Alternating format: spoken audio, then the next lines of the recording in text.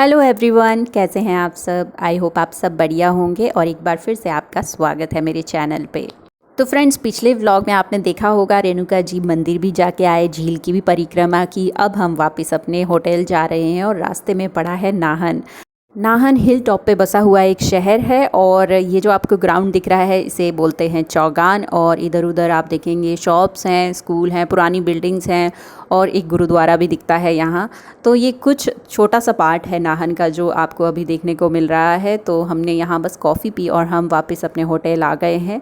और आज हमने सोचा कि बाहर यहाँ बैठ के डिनर करेंगे, पर थोड़ा मौसम ऐसा हो रखा है, बारिशें हो रही हैं, तो बाहर अगर बैठेंगे तो खाने पे फ्लाइज़ वगैरह आने के चांसेस रहते हैं, इसलिए हमने ये आइडिया कैंसिल कर दिया।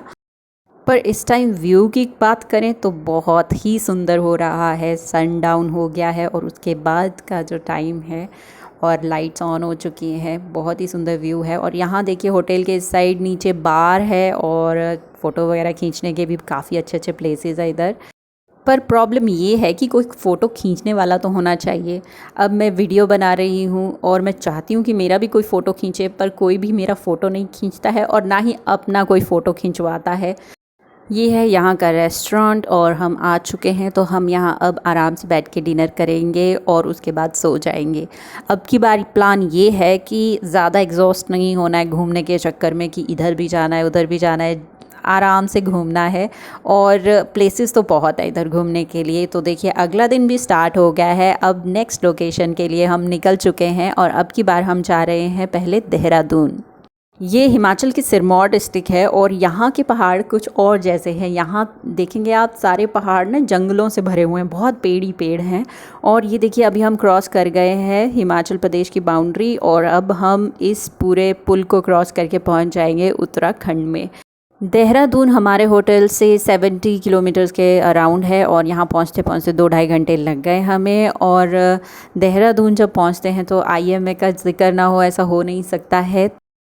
एक रीज़न ये भी है कि यहाँ से मेरे कज़न्स हैं वो यहाँ से पास आउट हुए हैं और दूसरा जो मेन रीज़न है वो ये भी रहता है कि अपने इंडियन सोल्जर्स के लिए एक रिस्पेक्ट सी एक फ़ीलिंग आती है ना अपने अंदर। तो इसीलिए मैंने सोचा कि चलो आप भी वो फीलिंग ले, इसलिए मैंने वो वीडियो में डाल दिया। और यहाँ हम पहुँच गए अपने डेस्टिनेशन में और ये है मोनेस्ट्री है जिसका नाम है माइंड रोलिंग मोनेस्ट्री। तो यहाँ देहरादून में हम सिर्फ यही एक जगह घूमने के लिए आए हुए हैं और ये मोनेस्ट्री मैंने पहले कभी नहीं देखी, जबकि मैं देहरादून 1-2 बार आ चुकी हूँ, पर वो घूमने के मकसद से नहीं आए थे। तो अब की बार घूमने के मकसद से आए हैं। और आज गर्मी तो बहुत ज़्यादा है, क्लियर है मौसम और धूप लग रही है और ऑब्वियसली ह्यूमिडिटी भी बहुत ज़्यादा है।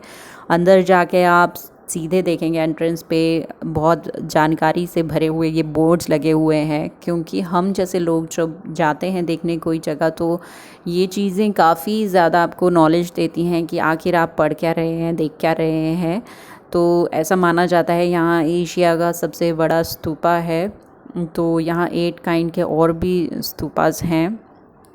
बाकी जो नॉलेज है वो आप गूगल वगैरह करके ले सकते हैं। तो हम तो जब भी कभी घूमने जाते हैं ऑब्वियसली पहले कभी नहीं पढ़ के जाते उस जगह के बारे में, बस चले जाते हैं और वहाँ बोर्ड्स वगैरह देखते हैं, उसको भी हम फ़ोटो ले लेते हैं कि नहीं बाद में पढ़ेंगे, और बाद वो कभी आता नहीं है एक्चुअल में। तो ये देखिए सबसे बड़ा स्तूपा एशिया का ऐसा माना जाता है। तो इसके बाद इस साइड भी आप देखेंगे और व्यू इतना प्यारा है, इतनी ग्रीनरी है, इतनी अच्छी सफाई रखी हुई है।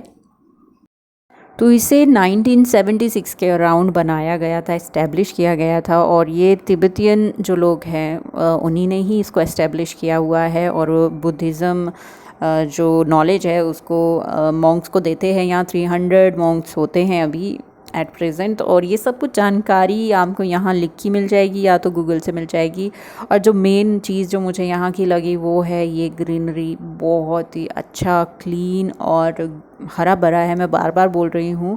और ऐसे ऐसे प्लेसेस में आपको जाने का भी मज़ा आता है।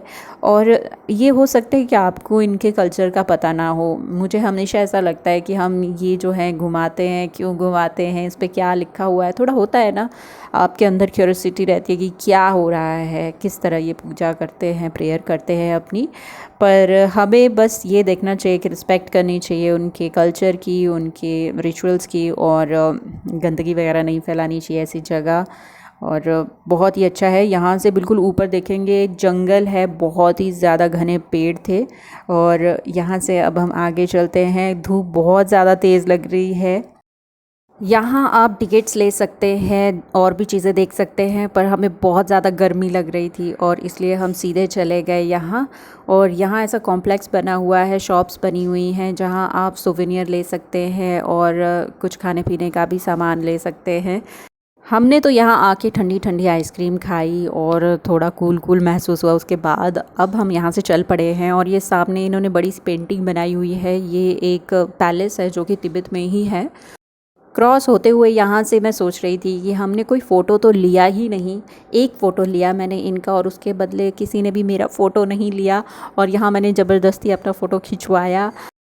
एनीवेज़, आप यहाँ के फ्लावर्स को देखिए, सारे इतने अच्छे से ब्लूम कर रहे हैं और रंग बिरंगे से फ्लावर्स लगे हुए हैं, अलग अलग तरह के और सुंदर सुंदर। तो ऐसी जगह जो ऐसे हरी भरी हो और ऐसे रंग बिरंगे फूल हो तो मज़ा ही आ जाता है घूमने का।